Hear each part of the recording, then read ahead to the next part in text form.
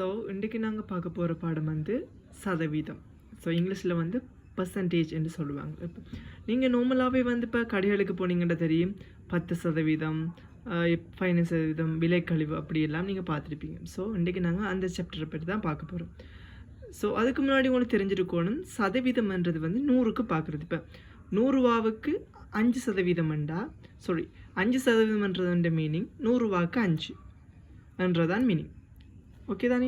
அப்போ நாங்கள் முதலாவது பார்க்க போகிறோம் பின்னங்களை எப்படி சதவீதமாக மாற்றுறது. ஃபார் அன் எக்ஸாம்பிள் 5 மேல் 2.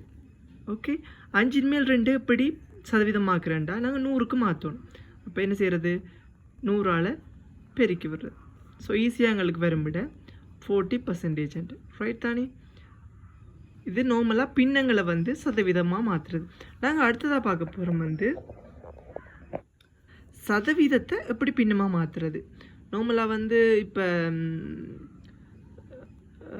20% என்ன மீனிங் 100ஆல் என்ன செய்யணும், நாங்கள் அதை கொண்டு வந்து பிரிக்கணும். ஸோ 20/100. ஸோ 0.20. ஸோ நீங்கள் 2 சமாதானத்தை முன்னு கொண்டு வந்து குத்தினாலும் ஓகே.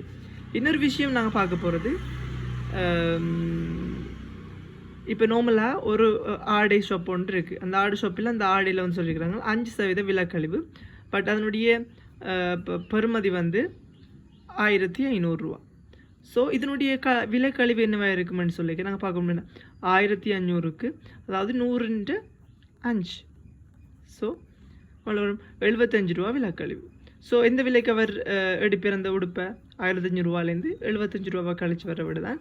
ஸோ அதனுடைய விற்பனை விலையாக இருக்கும். ரைட் தானே? விற்பனை விலை என்ன, அவர் கடைசியாக வாங்குகிற விலை. ரைட். இப்போ 3.25. ஸோ 3.25 சொன்னால் எத்தனை வீதம் ரெண்டு சொல்லிக்க நாங்கள் என்ன சொல்ல மாட்டேன், 100ஆல் பெருக்கணும். ஸோ பின்னங்களை வந்து சதவீதமாகிறதுக்கு 100ஆல் என்ன செய்யணும், பெருக்கணும். சதவீதத்தை பின்னமாக்குறதுக்கு வந்து 100ஆல் பிரிக்கணும். ஸோ இதுக்கும் ஒரு வகையில் பின்னம் தானே. 325×100 அப்போ 325. ஸோ 325 வீதம். ஸோ இதுதான் சதவீதத்தினுடைய பேசிக். ஸோ பேசிக்காக வந்து 100க்கு அப்படின்னு பார்க்குறது தான் சதவீதம்.